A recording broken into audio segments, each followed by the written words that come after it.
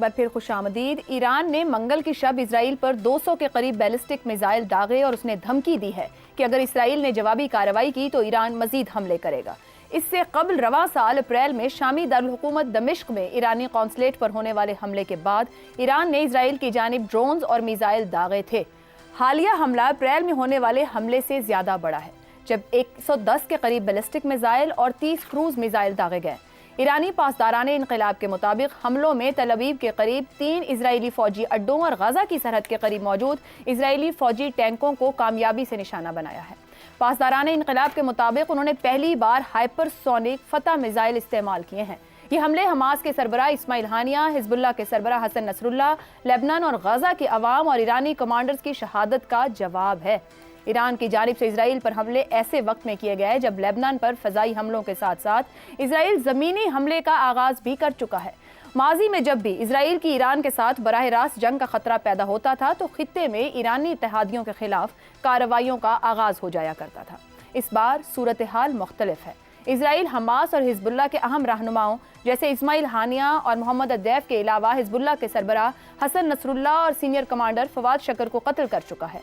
Israel की हालिया हिकमत अमली के 2 रुख हैं, जिनमें से पहला अपने मुखालिफिन को फ़िज़ाई हमलों और खुफिया कार्रवाइयों से कत्ल करना, जबकि दूसरा ये दिखाना है कि ईरान या उसके इत्तेहादियों के हर हमले का शदीद जवाब दिया जाए। इसराइल की जवाबी कार्रवाई में सबसे वाज़े अहदाफ तो वो अड्डे हो सकते हैं जहाँ से ईरान ने इसराइल पर मिसाइल दागे हैं। इसराइल की ये कोशिश भी होगी कि वो ईरान में अपने खुफिया एजेंट्स की मदद से उन सरकारी ओहदेदारान के खिलाफ कार्रवाइयाँ करे जिन्होंने मिसाइल हमले का हुक्म दिया या उन पर अमल दरामद किया। अगर इसराइल इससे भी आगे बढ़ना चाहे तो वो ईरानी जौहरी तंसीबात को निशाना बना सकता है। किसी भी सूरत में ईरान की जानिब से एक और जवाबी हमला किया जाएगा। ऐसे में बुनियादी सवाल यही है कि क्या मशरिक़ वस्ता में जारी कशीदगी, इसराइल की 1 साल से जारी मुसलसल बर्बरियत, अमरीका की इसराइली पुष्टपनाही, खित्ते के मुसलमान ममालिक का धीमा रद्द-ए-अमल और ईरान की इसराइल के सामने डट जाने की पॉलिसी खित्ते को ही नहीं दुनिया के अमन को भी मुतासिर करने जा रही है। इसी पर सवाल रखेंगे पैनल के सामने। सवाल इस तरह से, ईरान का इजरायली जारहियत पर जवाब, अमरीकी पुष्टपनाही, रूस और चीन का किरदार, मुस्लिम ममालिक का रवायती रद्द-ए-अमल, ईरानी अज़्म, क्या मशरिक़ वस्ता बड़ी जंग की लपेट में आ सकता है? शहजाद साहिब, ये जो मामला शुरू हो गया है, आपको लगता है कि खामोश हो जाएगा या आप समझ रहे हैं कि खतरात बढ़ रहे हैं? देखिए, मशरिक़ वस्ता तो पहले से ही एक बड़ी जंग में जा चुका है। बड़ी जंग ना सही, ग्रेटर मिडल ईस्ट वॉर ना सही, लेकिन मिडल ईस्ट वॉर एक मशरिक़ वस्ता की जंग जारी है जिसमें कम से कम 6 ममालिक इस वक्त शामिल हैं। ईरान को भी शामिल कर लीजिए, इसराइल ऑलरेडी आ चुका उसके अंदर, क्योंकि ईरान का जो हमला था उसने एक तरह से वो अपना स्टेप लिया जिससे कि अब इसराइल को मौका मिल गया कि वो जब चाहे ईरान की उस चीज़ का, इस अमल का वो जवाब दे सकता है। उससे क्या वो ईरान को एक बड़ी जंग में घसीटना चाहता है। गालिबन उसकी कोशिश यही है। इसराइल की कोशिश जो जंग की है वो सिर्फ और सिर्फ इस वजह से है कि वो डोमेस्टिक पॉलिटिक्स, जो उसकी अपनी ज़ाती पॉलिटिक्स है वहाँ पे नेतन्याहू की, उसको भी, उसकी वजह से भी ये जंग को बढ़ाता जा रहा है। ये पहली बात है। दूसरी बात, वो इस मौके से फ़ायदा उठाते हुए अपने तमाम वो ग्रुप जो कि इसराइल को निशाना बनाता है, वो समझता है कि उसको निशाना बनाते हैं, ईरान समेत, उनको ख़त्म करना चाहता है और फौजी कुव्वत के हिसाब से ख़त्म करना चाहता है। जो ही ईरान शामिल होता है तो वो समझता है कि वो अमेरिका को भी उसमें शामिल कर लेगा और फिर अमेरिका और इसराइल मिलके ईरानियन न्यूक्लियर पावर या ईरानियन मिलिट्री पावर जो है उसको फिर जीरो कर सकते हैं। इस तरीके से इसराइल अपनी सिक्योरिटी को पक्का बनाना चाहता है उसकी सोच के मुताबिक। लेकिन हमेशा से नेतन्याहू की जो मुकम्मल सोच है वो डोमेस्टिक पॉलिटिक्स पे है और उसकी बड़ी स्ट्रांग वजूहात हैं कि उसके खिलाफ एक बहुत स्ट्रांग सेंटिमेंट है, पब्लिक ओपिनियन उसके खिलाफ है। उसकी वजूहात बहुत सारी हैं। एक यही वो काम करना चाह रहा है कि अपने आइन को इंजीनियर करके अदालत को अपने नीचे ज़ेर करना चाहता है और फिर जो लोग हैं वो समझते हैं कि उनके जो लोग अगवा किए गए 7 अक्टूबर को पिछले साल, उनको वापस लाना ज़रूरी है और जंग बंदी उसके लिए ज़रूरी है। ईरान क्या चाहता है? ईरान इन तमाम झमेलों से बचना चाहता है। वो नहीं चाहता कि वो इस जंग में जाए और किसी जंग का हिस्सा बने, क्योंकि वो जानता है कि इसराइल उसको इससे ये करवाना चाहता है। अमेरिका भी बचना चाहेगा। अमेरिका इसलिए बचना चाहेगा कि वो फोकस अपना साउथ चाइना पे रखना चाहता है। वो इस तरह अपने आप को डाइल्यूट नहीं करना चाहता, अपने फोकस को हटाना नहीं चाहता और इसराइल उसको मजबूर कर रहा है। अमेरिका की कमजोर लीडरशिप बाइडेन की शक्ल में इस वक्त इस हालत में नहीं है कि इसराइल को रोक सके, इसलिए इसराइल پھیلتا جا رہا ہے، درست۔ اور اگر ایران اپنے آپ کو تھوڑا سا کنٹرول کر لے اپنے جواب کے اندر، جو کہ اس نے بڑا ایک میجرڈ رسپانس دیا ہے، درست۔ اس کے بعد امید کی جا سکتی ہے کہ شاید یہاں پہ معاملات رک جائیں اور امریکہ تھوڑی سی اپنی پالیسی لے کے چلے، تو شاید اس کا خطہ جو ہے وہ جس طریقے سے ایک بڑی جنگ کا خطرہ ہے اس سے ہم بچ جائیں۔ تو امید یہ کی جانی چاہیے کہ جنگ شاید تھوڑا اس سے ریسٹرین زیادہ کی نہیں پھیلے پالیسی گی کا جتنی مظاہرہ۔ پھیل چکی ہے۔ درست ہو گیا۔ زیغم صاحب، ایرانی حملوں کے بعد ایران، عراق، لبنان، غزہ، شہریوں نے جشن بھی منایا۔ بیروت میں تو آتش بازی بھی کی گئی، بیت المقدس میں بھی فلسطینی شہریوں نے جشن منایا اس جواب کو دیکھ کے۔ مشرق وسطیٰ میں ہمیشہ ہی یہ جو آمرانہ حکومتیں رہیں یا شاہی حکومتیں رہیں، عرب اسٹریٹ ان کے ساتھ مکمل طور پر کھڑی نہیں ہوئی۔ اسرائیل آگے بڑھ رہا ہے، آپ کے خیال میں عرب اسٹریٹ کے جذبات کا اظہار اب ان ممالک کی لیڈرشپ کے اندر ہوگا یا دکھے گا خارجہ پالیسی میں؟ دیکھیے، عرب اسٹریٹ کے تو بہت دنوں سے یہ فیلنگز رہے ہیں، اور پاکستان کو بھی آپ شامل کر رہے ہیں۔ اتنے دل دکھے ہوئے ہیں ہم سب کے کہ کوئی چھوٹی سی بات بھی ہمیں اس طرح کی خوش کر دیتی ہے، ہم جشن منانے لگ جاتے ہیں۔ ایران کو بھی مبارکبادیں دی جا رہی ہیں، خوشی کا اظہار کیا جا رہا ہے، لیکن میرے ذہن میں تو بہت سے سوالات ہیں۔ جی، ایک سال میں جو کچھ ہوا ہے فلسطینیوں کے ساتھ، عربوں کے ساتھ، اگر اس کا یہی جواب ہے پھر تو ہم نہ ہی سمجھیں۔ 200 میزائل ہوں یا 2000 میزائل ہوں، یہ اٹیک تو سمبولک تھا نا۔ جی بالکل۔ کیا نقصان ہوا؟ کون سا اسرائیلی کمانڈر مارا گیا؟ کون سی بلڈنگ تباہ ہوئی؟ کون سا کمانڈ سٹرکچر تباہ ہوا؟ کچھ بھی نہیں ہوا۔ اسرائیل کا تو جو ان کا آئرن ڈوم ہے، اس نے اس کو پروٹیکٹ کر لیا۔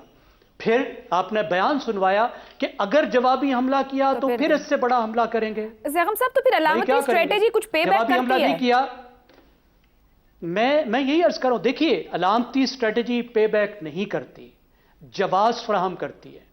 گزشتہ ایک سال میں 50,000 فلسطینی شہید ہو گئے، بڑے بڑے لیڈر مارے گئے، اسماعیل ہانیہ شہید ہو گئے، حسن نصر اللہ شہید ہو گئے۔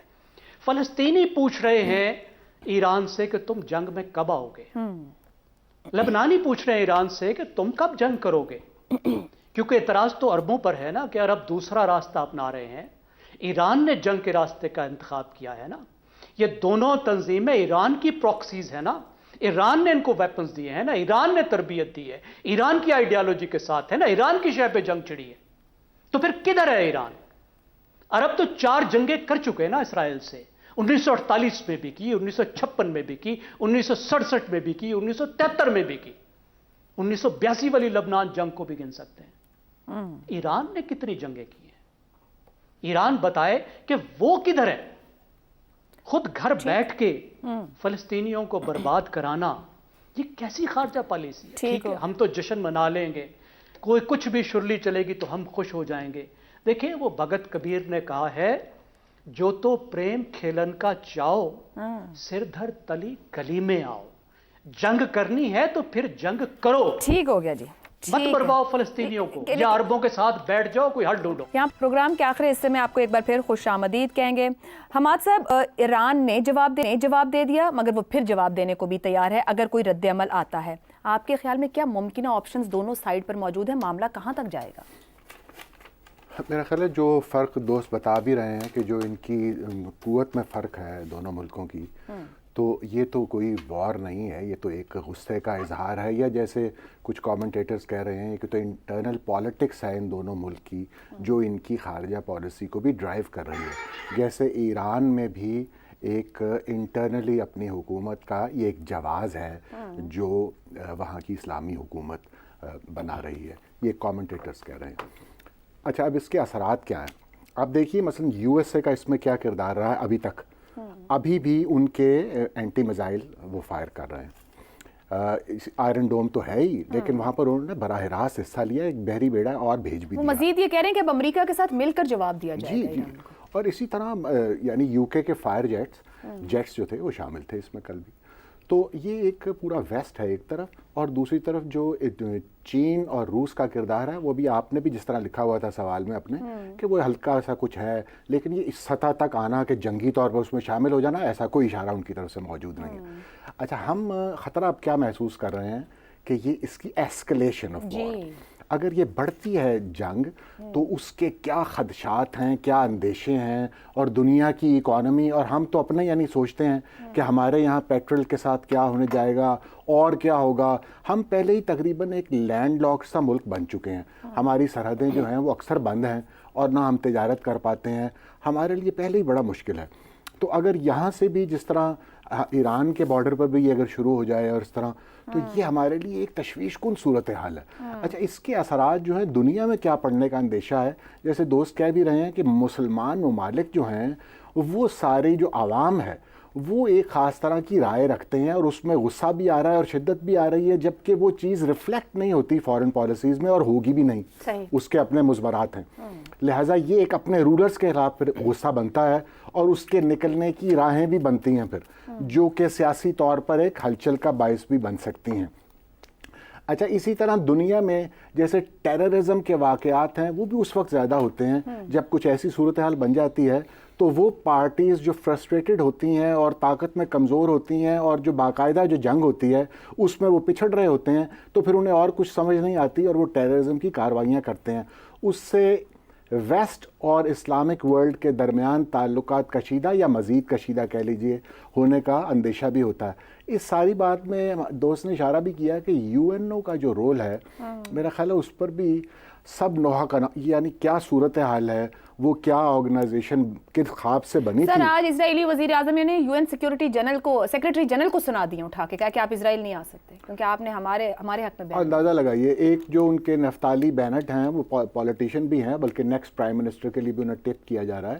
انہوں نے تو آج کہا ہے کہ یہ 50 سال کا بہترین موقع ہے کہ مڈل ایسٹ کا نقشہ تبدیل کر دیا جائے. یعنی انہوں نے بھی پولیٹیکل سٹانس لیا ہے، وہ اپنے انٹرنل آڈینس کو بھی خوش کر رہے ہیں، لیکن یہ وہاں پر سینٹیمنٹ ہے، یہ نظر آ رہا ہے. تو یہ جو حکومت کر رہے ہیں نیتنیاہو، وہ بھی اس طرح کے جذبات رکھتے ہیں، خیالات رکھتے ہیں، اور جو ان کا رائیول ہے، پولیٹیکل رائیول جس نے آگے آنا ہے، اس نے بھی آج اپنی پوزیشن جو ہے اسٹرینتھن کر کے بتائیے کہ یہ وار پھیل سکتی ہے اور سارے خطے کو اپنی لپیٹ میں لے سکتی ہے. ٹھیک ہو گیا.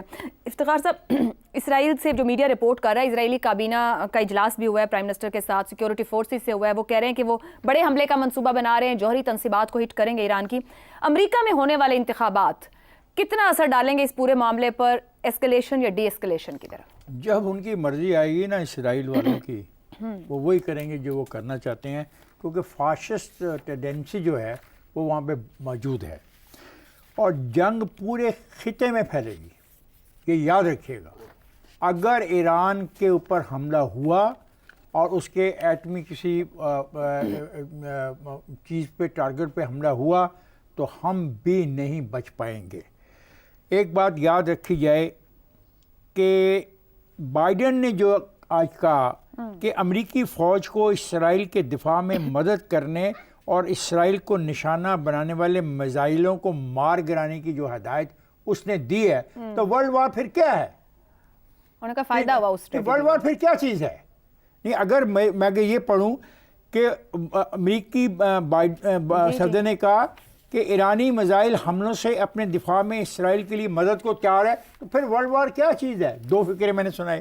اب تیسرا فقرہ بھی سنا لیں کہ میزائل داغنے جانے کا واقعہ اسرائیل کی جانب سے اس کے سامنے آیا ہے. سب فوجیوں نے لبنان پہ حملہ کیا ہے. آپ کو پتہ ہے لبنان میں شدید جنگ ہو رہی ہے اس وقت، وہاں پہ قتل عام ہو رہا ہے.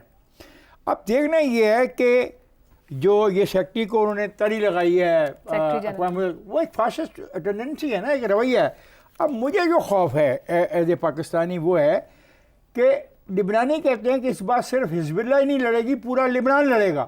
اگر جناب پورا لبنان اس جنگ میں کود پڑا اور اس کے رد عمل کے اندر اسرائیل نے ایران پہ حملہ کیا، تو ایران اور ہم بارڈر پہ بیٹھے ہیں. ٹھیک، ہم بارڈر پہ بیٹھے ہیں اور بہت سارے معاملات ایسے ہیں جس میں ہم شاید پیچھے نہ رہ سکیں. یہ تمام خطہ جو ہے ایک عجیب قسم کی جنگ میں تو ایک وزڈم کی ضرورت ہے عالمی سطح پر استعمال کرنے کی، تاکہ ان چیزوں کو بہتر کیا جا سکے.